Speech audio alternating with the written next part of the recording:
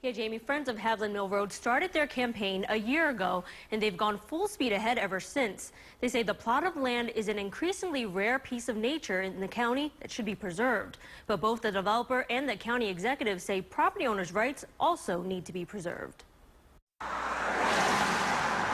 For those who live around Haviland Mill Road in Clarksville, it's a special place. We have a lot of wildlife here, eagles, a lot of hawks, and you see them soaring along on top of the field.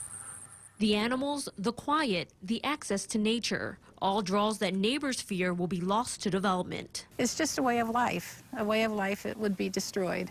And we just don't want to see McMansions staring us in the face every time we go up and down the road. Teresa Marrow started Friends of Haviland Mill Road. The 80-member group formed in opposition to a proposed 23-home subdivision on 99 acres of land along the rural road. Most of the homes on Haviland Mill sit on many acres of farmland. It was a one-room cabin at first. Some, like Brooke Farquhar's home, date back to the 1800s. Bottom line is, this is going to be so out of character with our rural, historic setting here. It's going to be very difficult to see the houses that are that far back on the road. Elm Street Development is using an option in rural parts of Howard County called cluster development. Homes are built closer together on smaller lots, and the remaining land is set aside for preservation. Here's our pathway area. Vice President Jason Van Kirk is working with two families, the Crawfords and the O'Keefes, who've decided to sell the land.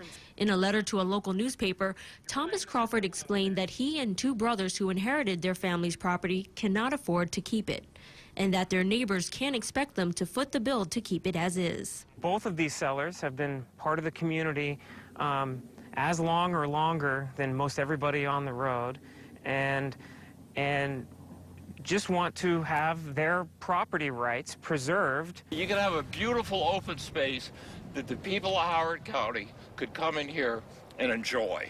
Friends of Haviland Mill want the county or the state to buy the land to create a public park. Howard County Executive Alan Kittleman says that isn't an option at the moment, but his administration is watching the project closely. I'm making sure that all the regulations are followed, that all the rules are followed, but that's basically what our position is now. I mean, I'm going to make sure that whatever the rules are in Howard County will be followed, but people have a right to develop their property. Van Kirk says he voluntarily added certain design elements to address community concerns. The plans include a public access point to the preserved land and an understated entrance to the subdivision that fits in with the surroundings. We'd like to do, the minimum amount that the county is going to require us in order to keep the character of Haviland Mill Road the same, so that as you're driving up and down Haviland Mill, there's not a several hundred-foot section of Haviland Mill that looks completely different than the rest of Haviland Mill. The Friends feel any development will change the essence of their community. When you come on this road, you just feel a sense of peace when you come off this road after battling 95 and 32 to get home.